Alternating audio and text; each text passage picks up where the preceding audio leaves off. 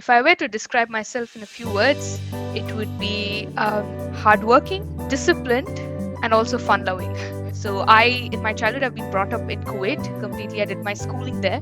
So post my schooling, when I had just moved to India to start my bachelor's, I think that was the first time I witnessed this different people from this different societal or economic strata.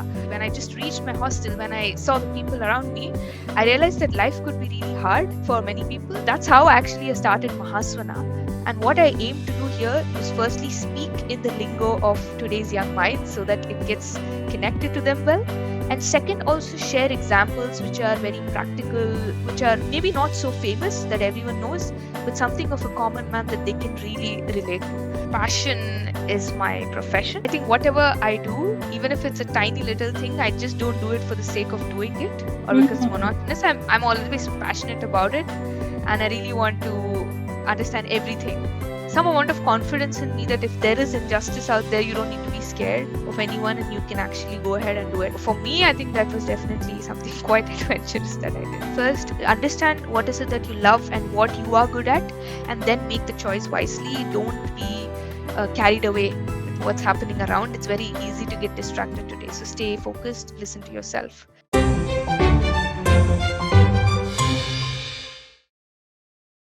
Okay, a very warm welcome to yet another episode of our podcast, Learning Lounge where Leaders Share. And today I have with me Soundarya Lahari Vedula, an entrepreneur, a corporate strategist, and an accomplished Kuchipudi dancer. Soundarya's journey is a masterclass in excellence and versatility. She's a gold medalist from the National Law Institute, University Bhopal, and an academic excellence awardee from the University of New South Wales, Sydney. She has consistently demonstrated a powerful blend of intellect and heart. Her professional path has taken her across India, Australia, and Germany, working with high growth startups and leading advisory firms, where she has contributed to scaling businesses, driving strategic initiatives, and unlocking customer engagement at a global level. But Soundarya's story doesn't stop there in the corporate boardrooms. As the founder of Mahasvana, I'm hoping I'm pronouncing it correctly, she is on a mission to empower young minds with motivational and practical life guidance, channeling her passion for leadership and social impact into something deeply meaningful. And there's more. Beyond strategy and entrepreneurship, Soundarya, as I mentioned, is a passionate Kuchipudi dancer, having performed at prestigious stages like Nadaneerajanam, I'm hoping I'm pronouncing it correctly again, at Tirupathy, blending traditional and innovation efforts very effortlessly. A strong believer in structured problem solving, stakeholder collaboration, and purpose driven leadership, Soundarya embodies the spirit of new generation leader, someone who leads with not just vision, but with action, compassion, and grace. Today, we will delve into her inspiring journey, of course, from the corporate corridors to cultural stages, from strategy decks to community leadership, and hear her insights on how to build a life with purpose, resilience, and impact. Please put your hands together and join me in welcoming Soundarya. Soundarya, very warm welcome to our podcast, Learning Lounge where Leaders Share. Thank you so much, Shanti, for giving me this opportunity. And firstly, thanks so much for those kind words. I'm super excited to be here and share more about myself as well as Mahasvana. Likewise, likewise. We'll start with some simple questions, Soundarya. If you were to describe yourself in a few words, what would it look like?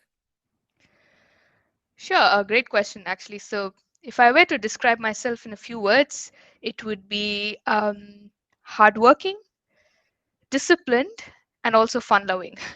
So I think very few people know this side of me. Most of them know me as someone who puts in a lot of effort, who's laser focused on what I do. But I think only few people who are close to me know that I'm also a really fun-loving person. I love to watch these dramatic serials, movies, and everything that's fun outside my work. So that's me in three simple words. Wonderful, wonderful. So, Soundarya, I'm going to ask you some very quick rapid fire questions, and the idea is to get to know you better And it will be worded in a this or that format. So I'll say, apples or oranges, and you're going to select whichever suits you. Yeah, does that work Okay. well? Okay, sure. I'll try my best. The only thing is you don't get to think. Within 5 seconds, I need your answer. Okay, cool. I'll try it. Strategy deck or dance rehearsals? Dance rehearsals. Book writing or business planning? Book writing. Hmm. Sydney or Tirupathy? Tirupathy. I'd say. Wow. Startup hustle or corporate culture? Startup hustle any day. Oh, lovely. Solo travel or a group retreat?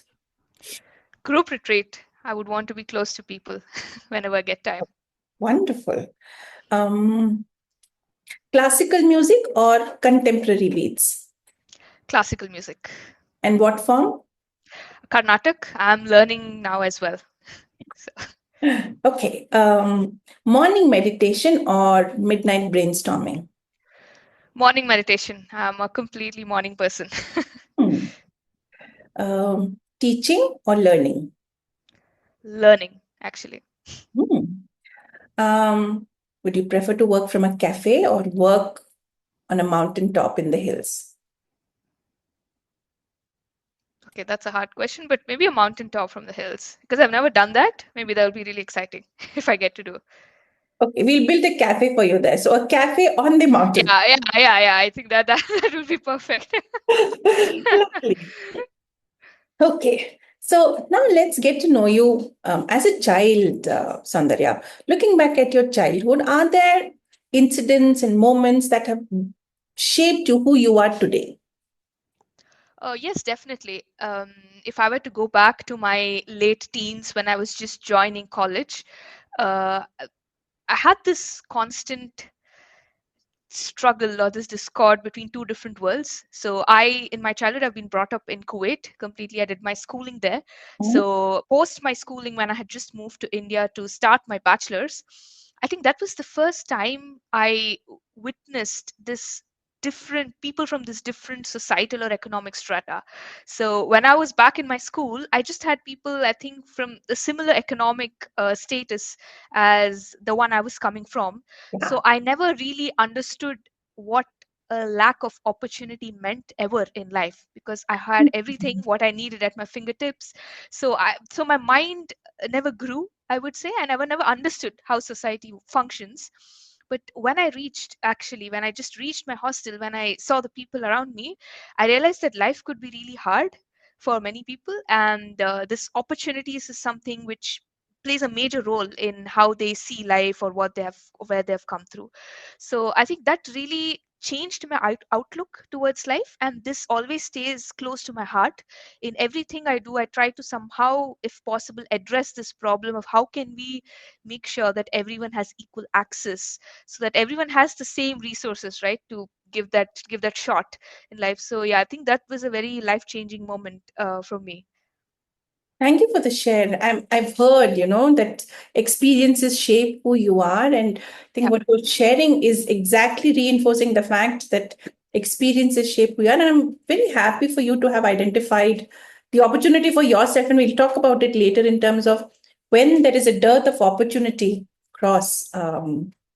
It shows in the quality of life that they end up with. So thank you. Let's move on. How did your career journey begin, and what have been some of the key milestones you would want to call out? Sure. So my career journey began as an mergers and acquisitions lawyer.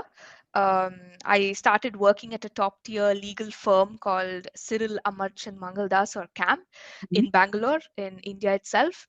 And the first year when I started off was really stressful because I was new to the job. There were so many things I had to learn, but nevertheless, I had fun in there. But soon I got really bored. I was more interested in solving something bigger. I got more interested in the business side of transactions as opposed to just the compliance or the legal side. So that pushed me to pursue my master's in international business. Then I moved to Australia and then moved to Germany. So again, coming to Germany, I started working at a startup here, which is pretty early stage. So completely different shift from what I have been doing there. So again, it completely made me learn how to build something from zero to one or from scratch. So a very rewarding experience working on that. So I think the biggest milestone I would say over here is navigating like really different types of organizations and different types of cultures spread Mhm. across different geographies, and at the same time working with companies like of different sizes. I think gave Mm. me a really holistic perspective of how to build something plus how to scale something, which I think is very valuable. And if anyone's interested in really starting or even growing businesses, it's very valuable to have these different sets of experience which will guide you. So I would say that's a very interesting, or let's say interesting milestone, I would say, that happened in my I'm glad that it happened in my career. Wonderful. Does the black coat on you right now signify? No, I actually didn't think about that while wearing, but yeah, so I'm not a litigation lawyer, so I just wore that black coat once when I took the oath Oh, as a lawyer. But yeah, I mean, interesting. Now that you've said it, probably in hindsight, maybe it's a good way to, settle that. Why did I choose to wear a black coat for today's podcast? wonderful, wonderful. Yeah, and very beautifully put. I think uh, the varied kind of experiences we have in our career really shape us, to be doing things and the choices that we make Yep, as we go along in our career. absolutely. Absolutely. Um, you said you noticed the gap between theory explained by thought leaders and how it translates into understanding or application for most people. Um, how did you go about bridging that gap? Yeah, sure. So maybe let me describe this a little briefly in terms of my thought process of how I discovered this problem, Yeah. right? So what I saw generally was that as I was working and I just went and visited my parents just on a vacation, Mm. what I realized at the time was there's a lot of motivational content today out there, right? The internet is flooded with so many positivity focused messages. You Yeah. have so many courses, and there's just a lot of things, but the problem is still persisting. Right? Whenever I met my juniors or anyone else, most of them said that, oh, we are like somehow we are distracted, we are not able to find that focus. So that made me really think, what's really happening? I mean, there's so many solutions out there. Why is it that this is not really translating in terms of outcome? Yeah. So so a crucial insight I found was that whenever someone gives you advice, right, whether it's motivational, inspiration, whatever it is, usually what your teacher or anyone who is way more experienced than you says, it's definitely correct, it's 100% true. But if the same thing when your friend says, or someone who is relatable to you in terms of age, in terms of experience, says to you in your own lingo, that somehow resonates more because you sort of feel relatable to them, because the person who's saying may be really successful, really knowledgeable, but somehow there's a gap over there. In terms of it, you feel that, okay, I'm not still there, and this is just too much for me. Probably they don't know my problems yet.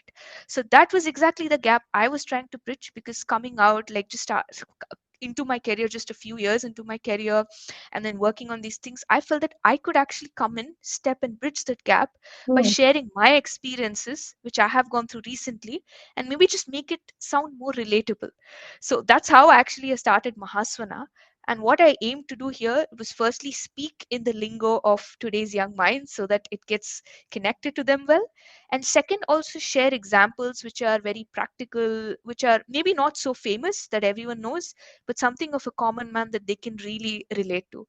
So that was the entire idea behind it. And now we are also stepping way forward, apart from just courses, also shifting to live sessions and so on soon.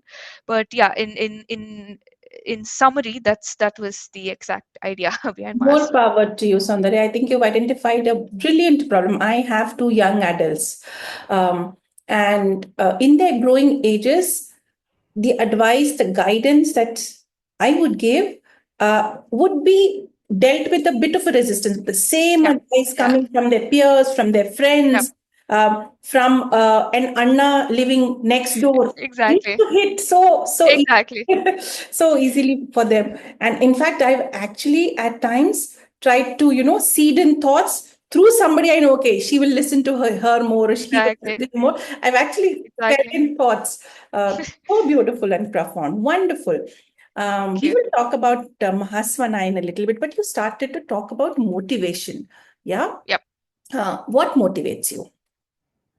S- Interesting. Yeah. So what motivates me is basically anything which makes me a better version of myself. I'm 100, 200, I don't know, the infinity, whatever percentage focused on improving myself. Mm. So even if it's a small thing, a tiny, teeny bit, which makes me better than what I was yesterday, really motivates me, just keeps me get going. What's the last thing you would have done to motivate yourself?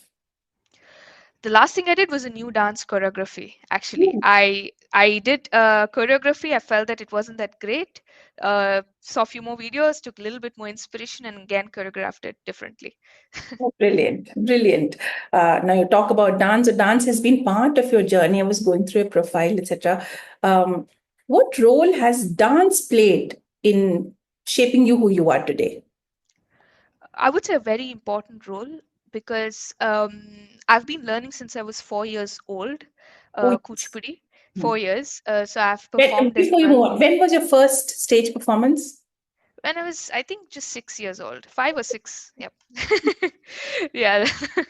So it's been a part of my life, literally. So it's a very good stress buster, honestly, for me, because I have a lot of um, things to do. I'm interested in like too many things. So whether it be strategy, and then I have Mahasvana and language courses, there's so many things. So I think it's my perfect outlet to relieve my stress, and it's just like meditation for me. It helps me really relax and stay focused, actually.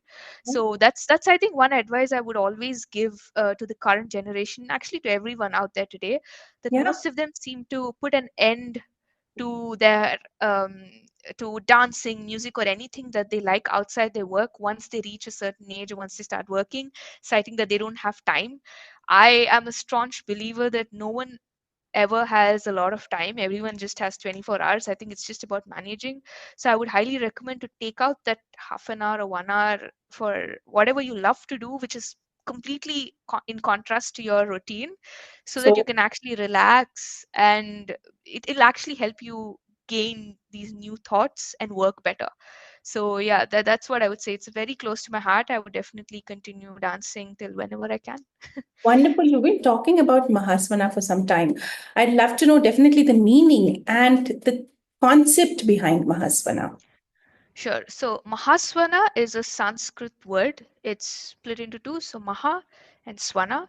So Maha is great, and Swana is basically sound. So great sound, Mhm. literally as it translates. So why I named it my venture Mahasvana is since if you look since generations behind, the transfer of knowledge usually has been through sound. I think the visual or the written other mediums that we have today are a recent phenomena. So Absolutely. usually sound has a phenomenal impact on mankind.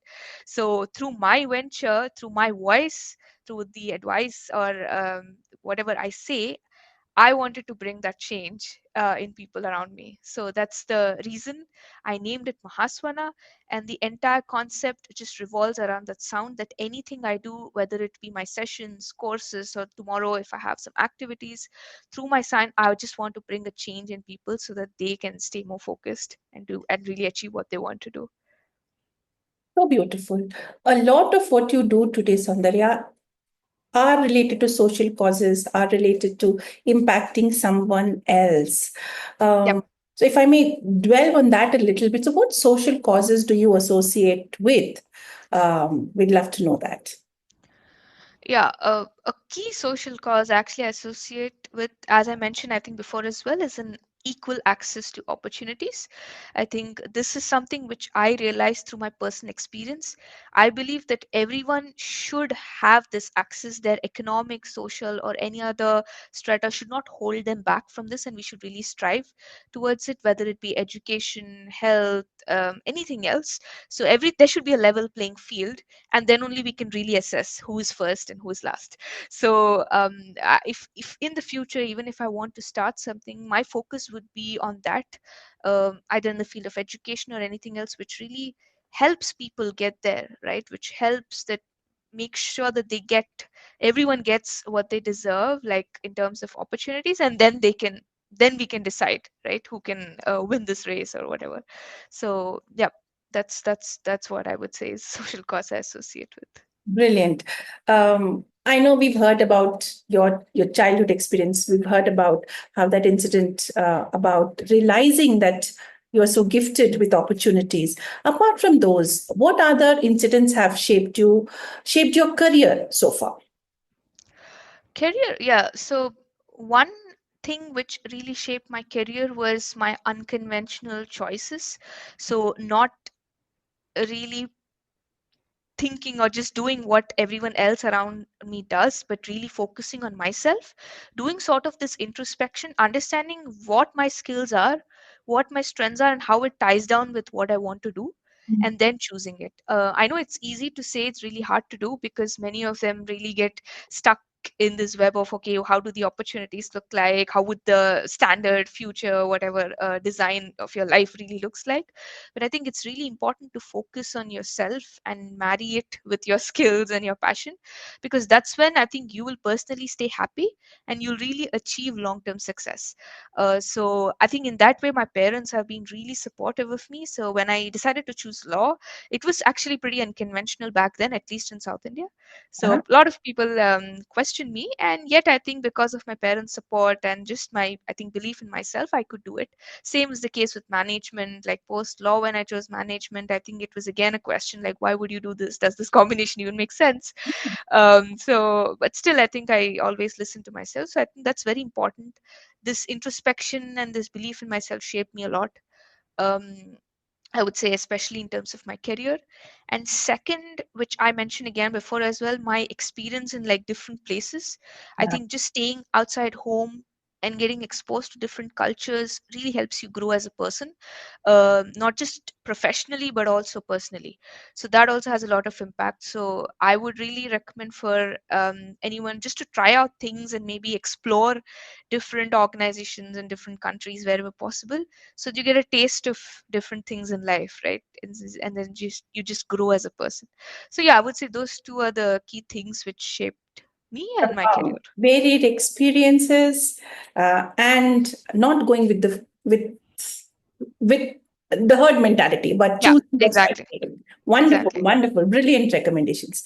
Soundarya, we are going to move to a set of fun questions. Uh, Okay. and you can answer in about a sentence or two. Don't think too much. Okay. Okay. Okay. If your life were a movie, what would its title be? If my life were a movie, what would it, so should it be an existing movie title or I can Your create one? Okay. Interesting. I would say passion is my profession.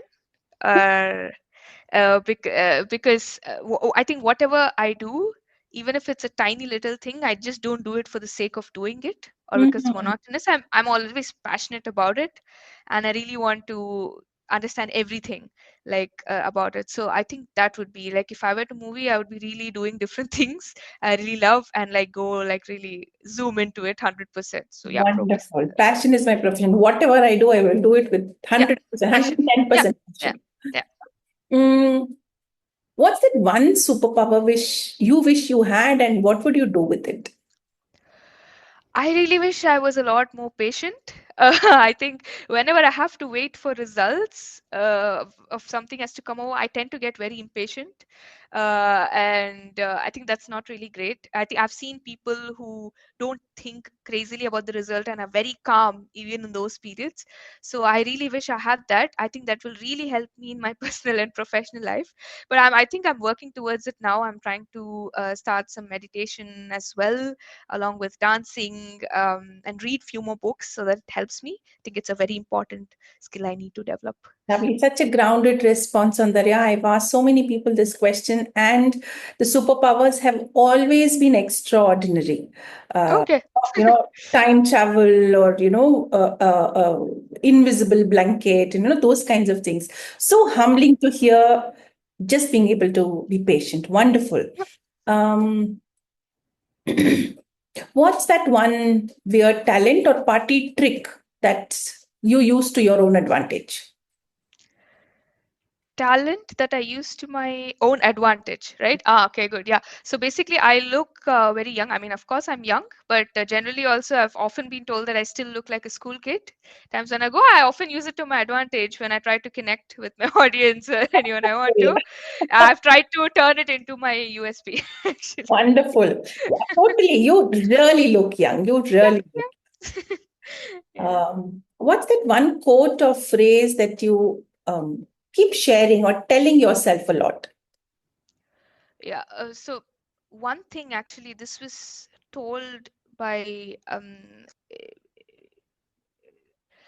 I don't know how to exactly put it, but basically, I heard this one quote while I was watching this movie called LOC Cargill. So I'm really passionate about the defense forces and the army and so on. I usually would watch a lot of war-based movies. There, I had heard this one quote, which said by Major Manoj Kumar Pandey, where he said that some goals are so worthy that it is glorious even to fail. Oh, Uh, so I just love that bit because I think it forces you to focus so much on the goal and the process as opposed to the materialistic part, right? Whether you win or the fail or the result, as I just mentioned before. So I think that is something I always keep reminding myself that it's most important to get things going than focusing really on the winning or the failure part. So yeah, absolutely, absolutely. So beautiful. Since you're talking about that movie, there's one more quote in that, and I can't remember who said it, but um, I know it's a war, and even if I lose, it doesn't matter because tomorrow somebody should not say that nobody fought. yeah, I would want people to say that I was the last man standing. yeah, That yeah, story. So yeah. wonderful, very relatable. Let's talk about our combined effort on writing the book, Women Mavericks. Um, on a scale of 1 to 10, how proud are you of writing the book? Personally, I would say I'm 10 on 10. I'm extremely proud. I never thought I would do something like this or write a book. I've Hmm. never done this at all. So, even in the wildest of my dreams, I probably wouldn't have imagined I would be an author so early in my Hmm. life. So, yeah, I'm extremely proud of it. Lovely. Tell us what led you to write the book. Very simple incident, actually. I wasn't looking for anything of the sort. I didn't even have any clue, but I was actually approached by Sonia. I was part of hen, just this networking group, and she just posted it. And I just thought for 2 days, I was just reading the entire thing when she just mentioned about the book and all. I was not even sure if I should do it, but I thought maybe let's speak to her, let's give it a try. I don't know, because this journey is something which has been just with me till Yeah. now. And I thought this is a great medium to maybe let everyone know apart from just my close circle of people, so that hopefully maybe someone out there might get inspired to start something reading this. So that thought actually just made, okay, let's just speak and let's see if I can do this. Just an observation, Sundara. Yet again, the thought behind your action is service of somebody else. So, very happy to just hear that from you. Uh, Thank you. what was your experience while writing the book? Mixed emotions, I would say. So starting off, I think I found it really hard. I had, I don't know, 8 to 10 drafts, I would say, right at the beginning, trying to just some of my ideas. So I think the first draft I did, it just looked like my PowerPoint deck with a great structure and just as if I'm trying to present to some client. And I think that was the first feedback I received, that this doesn't look really great, because what people would really want to know is what exactly is your journey. Let's say if a long lost friend came to you and asked you, hey, why did you start Mahasvana, like what's behind it, you will have to really go dig deeper and write that. So it took me a lot of drafts, and then I actually sat down, and after a lot of introspection, I had the courage to put down everything on paper, right from what worked, what did not work, and finally it turned out to be decent. So yeah. Be phenomenal. Got to be phenomenal. I've read all the chapters, and I normally do a reread just before recording the podcast. I think your story comes out to be such a genuine, authentic story share. Yeah, there is no frills or fancy or It's like I'm having a conversation with you when I'm reading the book. It's right here, right at the Okay. top. So I just finished reading it, did a bit of makeup, and I sat down and okay, chalo, very Yeah. fresh. Yeah, it's that fresh in my mind. Now, seems you've written a book for the first time. Yeah. So, what advice would you give to aspiring authors who want to bring their stories to life but don't know how to go about it? I would say don't be afraid, just give it a go. I think we, as humans, we tend to overthink a lot in terms of what the consequence or the result would be. Hmm. So, people, I think what generally holds them back is okay, will it turn out to be a good story? Will people read it? So, I Hmm. would say don't focus on that external angle a lot. Hmm. Just go for it. Don't be afraid. It'll be a great medium to really put down in words everything that you want to tell about your business or your story or anything else. So I would say just go for it. Don't think too much. Don't go with any preparation framework or like typical structure in it in your mind. Just attempt it, and I'm sure it will turn out to be good. Totally agree. No framework was, I think, my thing on my mind too, because I did not want my story to sound like somebody else's story because it was Exactly. framework. So what I actually did was recorded my story on Word. So I dictated, so because it has so Yep. I recorded my story and then I started editing it because I wanted to capture my real emotions and what I really Right. experienced in my career. So totally with you when you say no, don't use any frameworks. Yeah. Yeah. Wonderful. As a young entrepreneur, Soundarya, what have been your biggest lessons learned? Yeah, I would say two. I have like out of all, I've learned a lot, but two of them are the biggest lessons I've learned. One is that it takes incredible effort to be an entrepreneur. It's not as fancy as what you see in Shark Tank or any other platform out there. There's no other way out, right? You really need to put in those hours. You need to put that effort to bring out something which is useful for people. So don't shy away from do it. Don't assume that you'll have luck saving you or something happening out there. There's just no substitute for hard work out here. And second, I would say is you really need to be flexible in wearing a lot of hats. It's not enough if you just master one thing. An entrepreneur, at least in the initial stages, is someone who will have to learn so many things and do so many stuff. Only if you're up for it, I think this is the right profession for someone. For example, I'm not at all a technical person. Like outside my work, I was never into editing or anything related to tech. But with Mahasvana, I've learned, I don't know, to edit my YouTube videos, put reels, do my own website, and many other things. So I think that's entrepreneurship. It teaches you like every aspect of business, and you should be willing to wear it. Only then you're gonna enjoy it. So yes, I would say those two are my biggest lessons. The passion with which you answered the question shows, my next question would be, are you enjoying your entrepreneurial journey? But I am you absolutely yes. You are on for it. Yeah. Um, okay. Um, if you weren't a woman, do you think this journey would have been any different for you? I would say yes, I think, because somehow, even if we are in the 21st century today and I think our society is changing, yet some way or the other, I feel the restrictions as a woman, like a restrictions a woman faces, is still a notch higher than what a man would.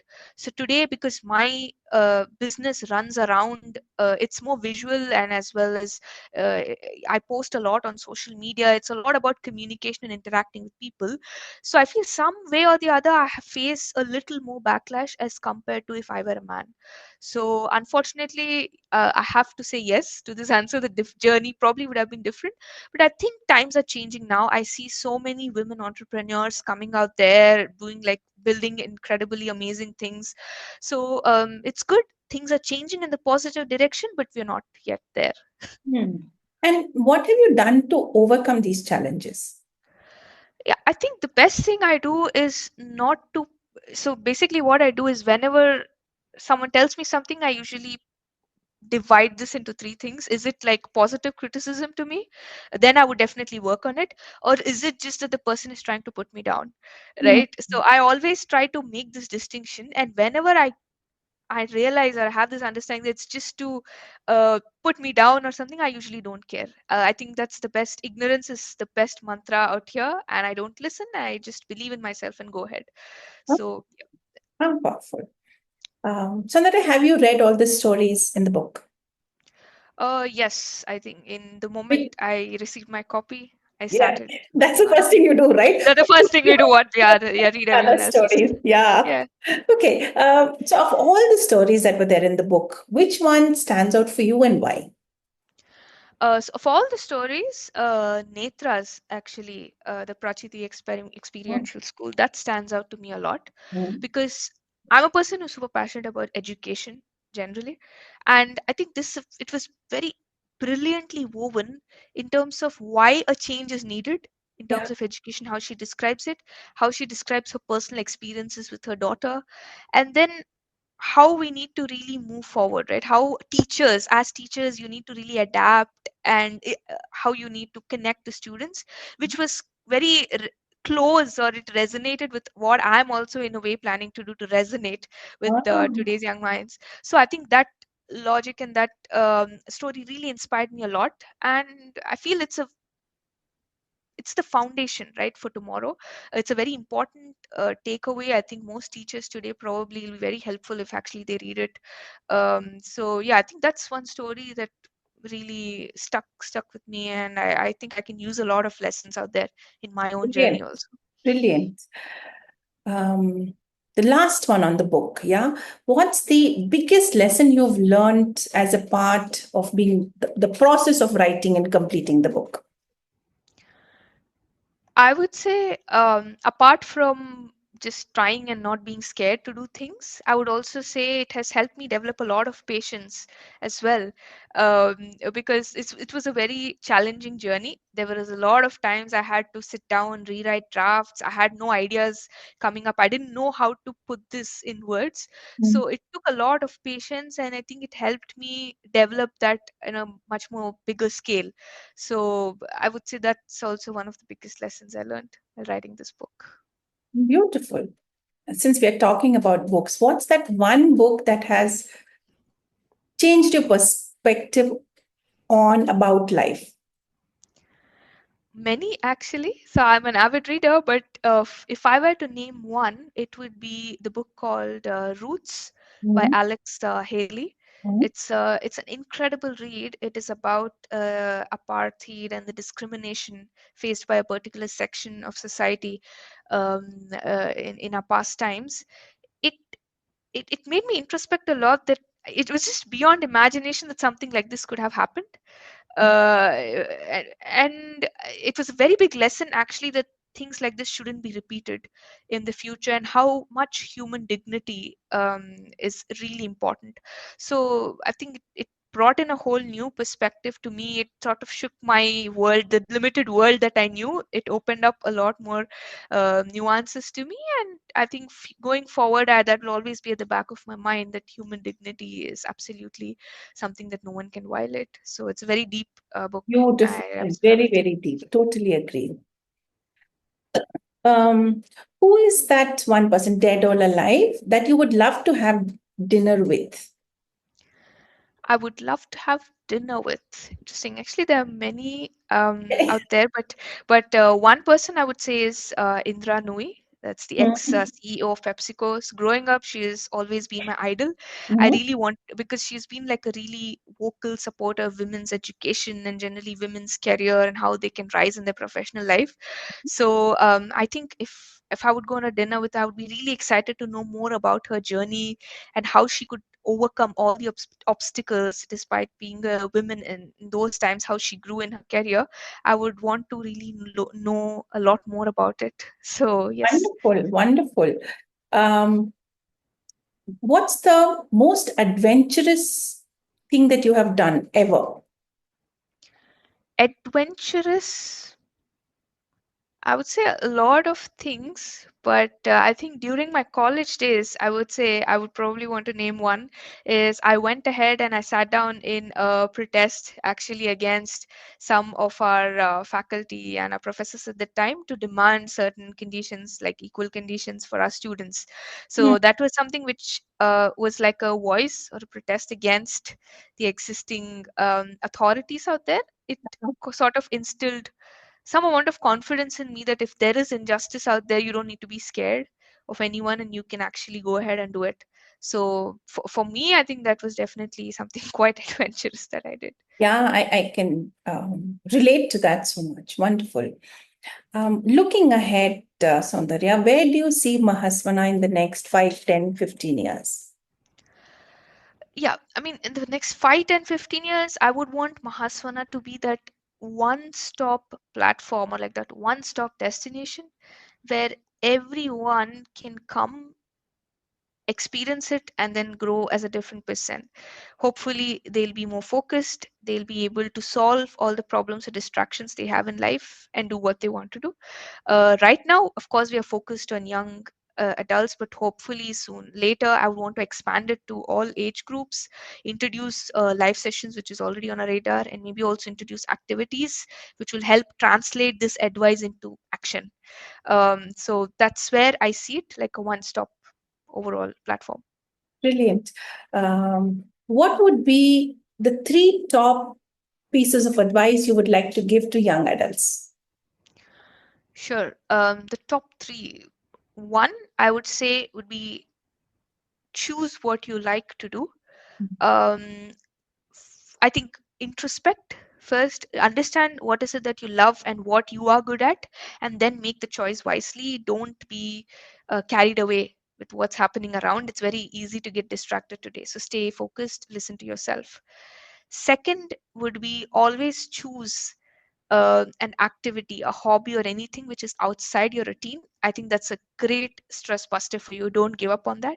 Yeah. And third would be don't think that your life is not good. I see a lot of people today complaining about many things that they don't have this and that. I think it's important for you to be grateful about what you have. It's because there's so many people out there who have not reached the stage yet. So whenever you feel that, okay, I don't have something, always think of those, I don't know, 1 crore or 2 crore people who are still behind you. So learn to be grateful as well about what you have in life. So yeah, those would be my three pieces of Brilliant, advice. brilliant pieces of advice. Thank you. One last thing. Is there something that you desperately want to answer and I have not asked or touched on that aspect at all? Actually, you've asked me quite a few questions, quite a few unexpected questions as well. So not really. I think we've covered most of it, and I've said what all I wanted to do. So yeah, I don't really have anything lingering at the back of my mind. Wonderful. It was a pleasure talking to Soundarya. I know we had fun even while preparing for this podcast and discussing, but I think when you record it, you come up with somebody with so much energy and passion for what you Thank you. do. Wishing you and Mahasvana all the very best in all your endeavors. So looking forward to staying connected. Thank you so much, Shanti. Lovely meeting you and coming over this podcast. It was a brilliant experience. Thank you so much.